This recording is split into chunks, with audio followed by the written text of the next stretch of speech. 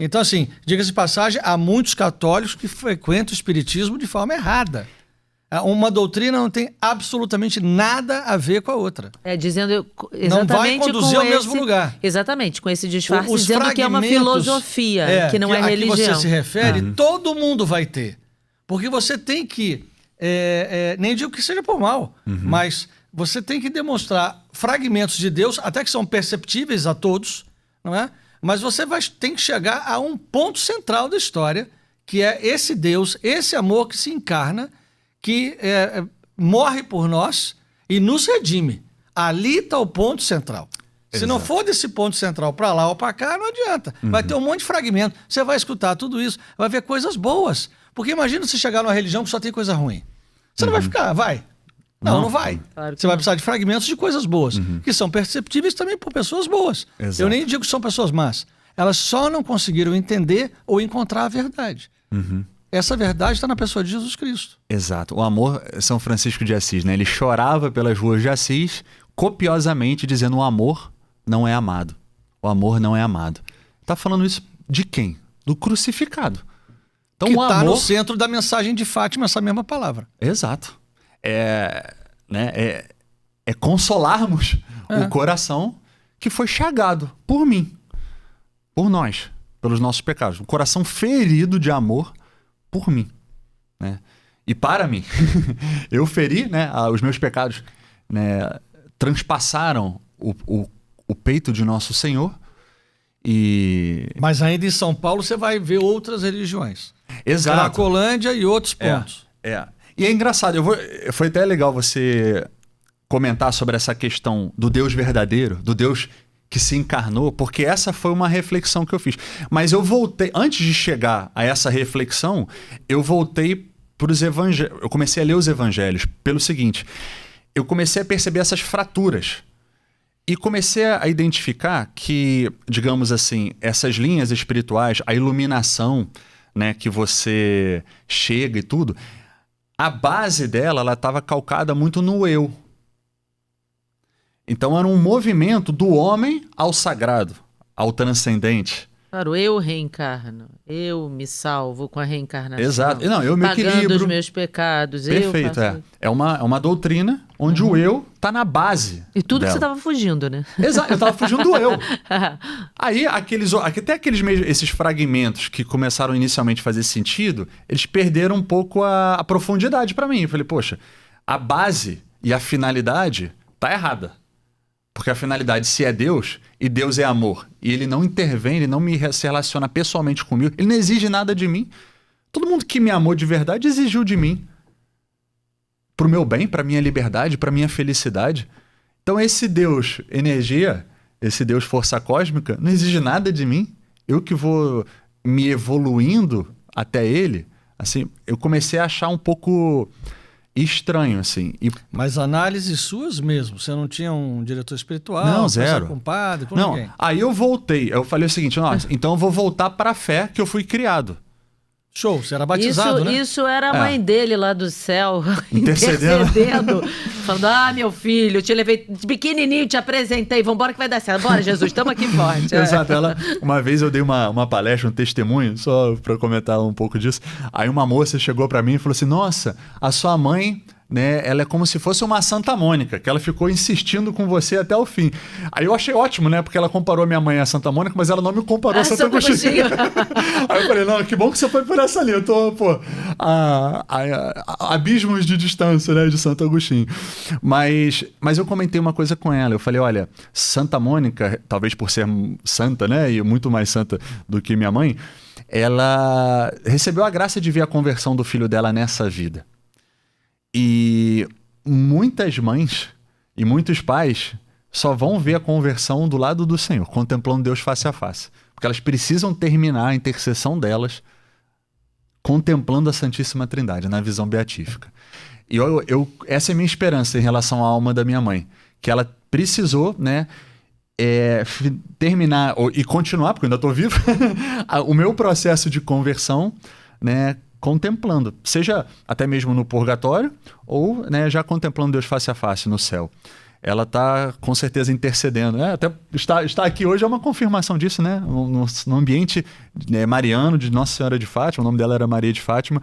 Isso também é uma outra reflexão, né? Eu falo para algumas mães também, né? Algumas pais também me procuram. O resultado é do Senhor. A gente tem que fazer tudo para levar os nossos para Deus, né? Orarmos, convidarmos, penitências, para levarmos os nossos, até mesmo os nossos antepassados, né, que talvez estão no purgatório, a gente também quer que eles estejam logo no céu. Mas o resultado é do Senhor. Então é soltar um pouco as rédeas. Confiar, né? Exatamente, assim. Eu tô fazendo a minha parte, então Jesus vai fazer a dele também. Eu tô fazendo também. tudo que eu posso fazer, com o maior amor possível. Tenho muitas dores, Minha mãe morreu ferida pelas minhas palavras em relação a Deus. É claro, e também muito abraçada pelo amor que eu dava a ela. Assim, ela virou minha filha praticamente, né? Virou uma criança, em termos comportamentais. Mas ela não experimentou nada do que eu vinha conhecer, né? E que eu busco me alimentar diariamente. Mas na comunhão dos santos ela experimenta. Exato. A igreja triunfante com a igreja militante. Perfeito. Não é? Perfeito, exato. Agora, você volta de São Paulo para onde? Aí eu saí de São Paulo e comecei a ler os evangelhos. Que eu falei, essas filosofias e religiões... Não. Eu segui para Minas. Trabalhei em 2 fazendas no norte de Minas, no início do Vale do Jequitinhonha, que é o início, digamos, do sertão fazendo mineiro. O que era fazendo? Eu trabalhei numa fazenda de plantação de pimenta, que eu descobri na internet, assim, que aceitava trabalho de experiência, assim, trocava alimentação e hospedagem pelo serviço. E uma outra que eu cuidei de bichos, de animais. Curiosamente, eu dei comida aos porcos. Por que será? Por que será, Por que será que ele foi dar comida aos porcos? Dentre outros animais, né? Tinha peixe, tinha galinha. Tinha os porcos. Aí tinha vaca e tinha porcos, né? Deus foi tão generoso comigo que ele não me deu fome ao ponto de querer desejar a comida dos porcos, como na passagem do filho pródigo. Mas, obviamente, ali eu já estava lendo os evangelhos e eu comecei a ler os evangelhos já viajando, já por Minas. Depois eu fui para Goiânia, fiquei com os moradores de rua no centro de Goiânia e voltava, dormia num albergue ali no centro também. Depois eu passei o Réveillon com os moradores de rua também em Barreiras, na Bahia. E depois eu trabalhei numa plantação de caju no sertão do Piauí. E lendo Mateus, Marcos, Lucas e João, os evangelhos, só que nesse momento eu não levava em consideração nada que eu queria roubar de Jesus, o que ele pudesse me ensinar para eu aplicar nas ruas e nos interiores, no convívio com as pessoas. Eu queria, ele para mim, nosso Senhor, nesse momento, eu vinha de uma leitura mais relativista. Então eu admiti ele nesse momento como uma espécie de um mestre espiritual, um avatar, um guru, um reformador social religioso. Jesus, meu guru. Alguma dessas coisas. Eu não levava... Era um coach. Para mim ele era um Gandhi mais evoluído. Era um pacifista. Você estava assim entre Buda, Gandhi e Jesus. Exato. Jesus estava lá no topo, assim, né? Inclusive, algumas vertentes reencarnacionistas colocam Jesus nesse lugar. É o diretor da Terra, né? Então eu admiti Jesus como qualquer uma dessas coisas. Eu não levava em consideração, por exemplo, o milagre. Andou na água, multiplicou pão. Mas então, nesse momento, então, você ainda não tinha tido uma experiência pessoal com o Senhor. Aí o que foi nesse momento que começou a acontecer. Porque da experiência pessoal, você descarta todo esse resto que você falou. Perfeito. Ela começou, sabe como? Me apaixonando pela humanidade dele. Eu comecei a entender pelos seus ensinamentos e principalmente pelos seus atos que esse amor vivido por Cristo não pode ser inventado por uma mente humana. Ele inverte toda a lógica humana do amar. A nossa capacidade de imaginar o amar ou o amor, nosso Senhor transcende isso. Então, alguém, para inventá-lo, teria que realizar algo que ele realizou nas suas reações. Eu não estou nem analisando a parte sobrenatural. Eu não levava em consideração isso, eu passava direto esses capítulos, ou esses versículos. Ou esses milagres. E os milagres. A humanidade dele, né? E aí você pega ali Sermão da Montanha, e depois, eu costumo dizer, né? O Calvário é a encarnação do Sermão da Montanha. Amar o inimigo, rezar por quem te persegue, dar o outro lado da face. Nossa, esse amor que eu escutei a vida inteira, eu nunca tinha saboreado ele. Eu comecei a conhecer alguém que eu achava que eu conhecia, que era Jesus Cristo. Ou seja, mas aí até então você não voltou a ir à missa. Não. Só que tava nas fazendas da vida. Tava aí, nas fazendas caju, e tudo. cajal, Só que o interessante é que quando eu comecei a viajar mais, em algumas cidades que eu chegava, às vezes a zona rural estava um pouco mais distante. E era uma cidade que não tinha presença de pessoas em condição de rua, que eram cidades menores. Então não tinha muito o que fazer. Então eu ia para as praças, tudo mais. O que tem geralmente em cidade é uma igrejinha. Então eu começava a frequentar as igrejas. Então eu comecei a participar um pouco da fé das pessoas, mais simples. Assim, comecei em procissão. Fui em procissão de Santo Antônio, procissão de Nossa Senhora Mãe de Deus, 1º de janeiro, procissão do Corpus Christi, em Quixadá, eu fui. E essa fé... Tu andou, hein? Pra caramba. Chegou em Quixadá, eu já fui em Quixadá. Caramba. Né? Aqui do lado não. Eu fui até Fortaleza. Aí eu tinha conhecido, na época que eu fiz encontro de jovens, um padre orionita. Ele estava responsável por um seminário em Caucaia, do lado de Fortaleza. Eu estava lá perto, fiquei um tempo lá morando com ele no seminário, só que eu meio relativista ainda, mas já me apaixonado. Aí ele me deu um livro de A Teologia da Vida Consagrada. Aí eu comecei a ler, ele me deu As Moradas de Santa Teresa. Não entendi nada. No primeiro momento, parei de ler. Falei, não, isso aqui é muito confuso, não entendi. Muito confuso, E hoje em dia é meio por onde eu ando, né? É o chão por onde eu piso. Mas sabe o que me intrigava, assim? Eu digo que a fé das pessoas mais simples foi a homilia que me converteu. Porque eu entrava, por exemplo, eu lembro que eu estava em Canindé, também lá no Ceará, onde tem São Francisco das Chagas, né? Eu entrei lá na Basílica, se eu não me engano, a Basílica de São Francisco das Chagas. Era uma terça-feira à tarde, aí uma senhorinha, bem simples, provavelmente analfabeta ou semi-analfabeta, de joelhos, diante do sacrário com 2 netas, e ela rezando ali. E eu apaixonado por Jesus. Esse homem supra-humano, esse homem que extrapola o exercício do amar. E eu via a comunicação de amor dessas almas mais simples, desses bem-aventurados pobres de espírito, com ele. E eu queria ter aquilo. Foi isso que me moveu, porque eu estava vivendo uma relação pessoal, mas pela Escritura, pelos Evangelhos, porque eu lia de maneira corrente um Novo Testamento pequenininho. Inclusive as notas de rodapé não eram nem muito boas, era de uma edição que tem um viés mais sociológico também. Mas enfim, estava lendo de maneira corrente Mateus, Marcos, Lucas e João. Eu invertia, né, João por Lucas, porque a minha intenção era ler os Atos dos Apóstolos, que é o mesmo autor, então eu queria continuar com a mesma narrativa, né, literária. E vendo essa fé dessas pessoas, eu comecei a perceber uma comunicação de amor que eu não tinha, que eu queria ter. Uma humildade, uma entrega. E eu comecei a ver que a fé das pessoas mais simples era o ápice da sabedoria humana. E eu que estava, né, bastante reflexivo, né? Eu gosto de pensar bastante sobre as coisas e me debruçar sobre questões existenciais e tudo. Eu não amava daquela maneira. Eu reconhecia que existia um Deus, que ele era amor. Reconhecia que Jesus estava acima de todos os homens. Ele amava como eu não amava, como as pessoas que eu convivia não amavam, mas ele tinha os dele. Eu comecei a me sentir parte, vivendo essa fé pelo Brasil, junto das pessoas, meio como um ouvinte, um aluno, assim, um estagiário ali, ouvindo. E comecei a ver, eu falei, nossa, eu quero participar disso. E aí, quando começou a acontecer uma coisa que foi muito bonita, eu até cito nesse livro aqui, acabei nem falando dele, né? Mas esse livro, esse relato testemunhal que conta essa trajetória exterior e interior.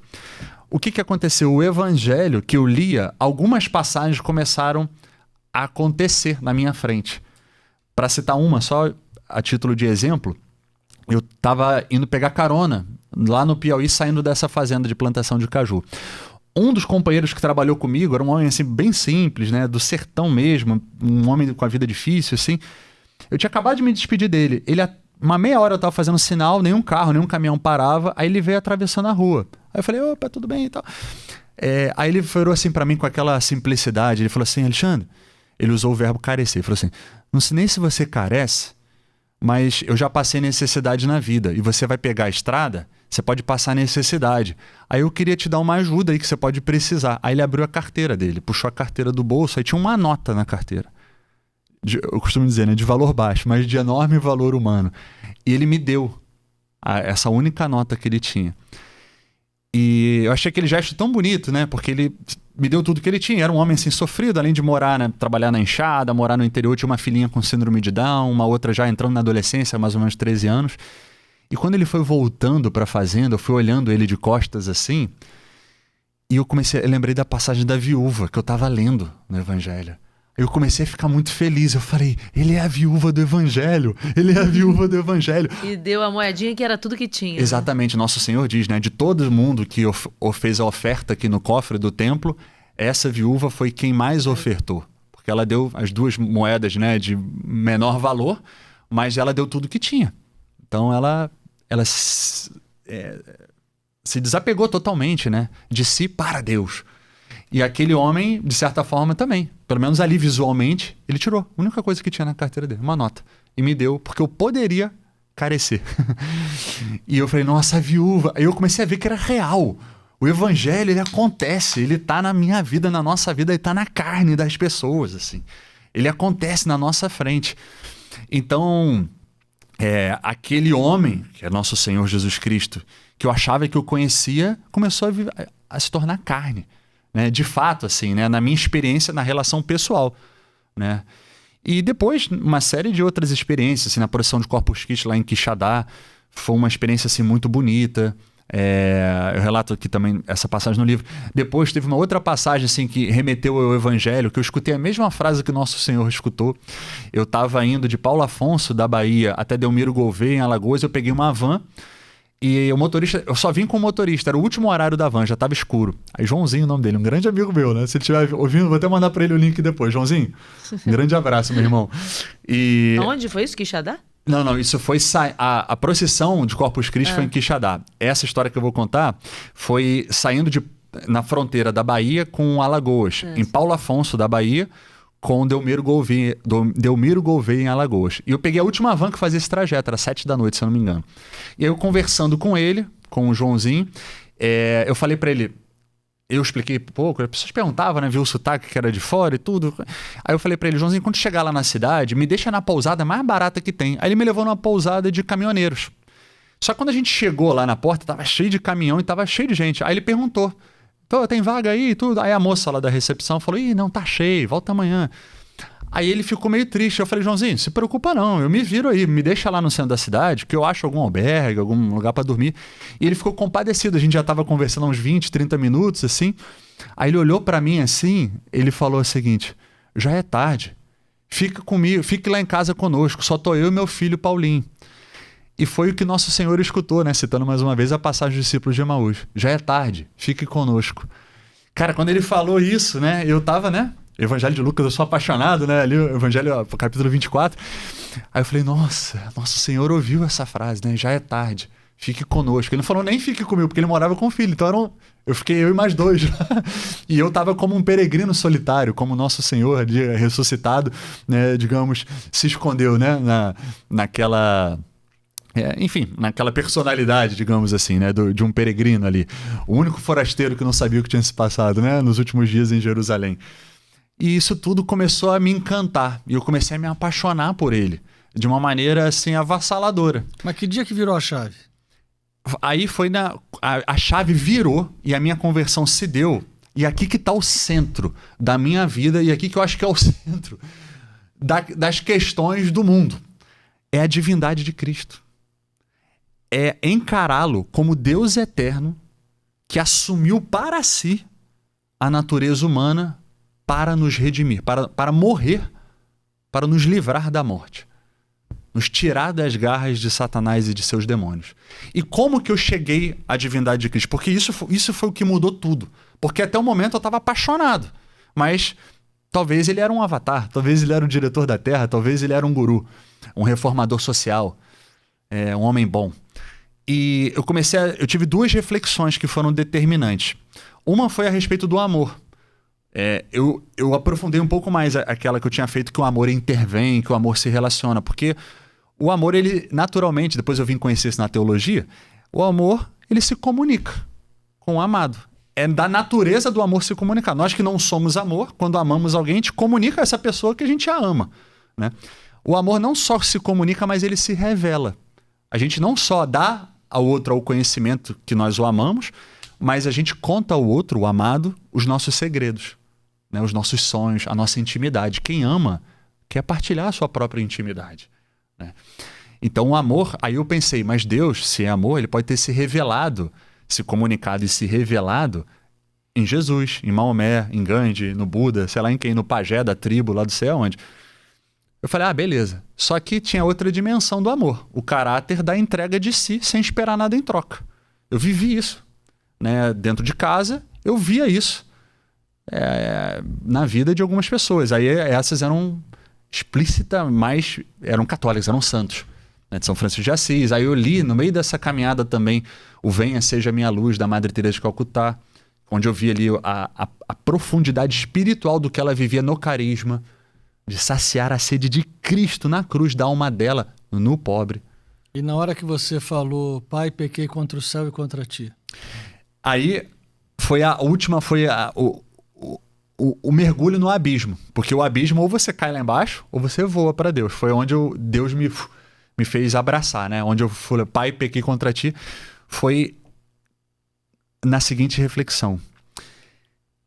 Se Jesus é Deus, se ele é o amor encarnado, se ele é a fonte da vida que se fez homem, e eu o trato como qualquer coisa menos Deus, eu me torno criador da criatura que eu quero que Deus seja.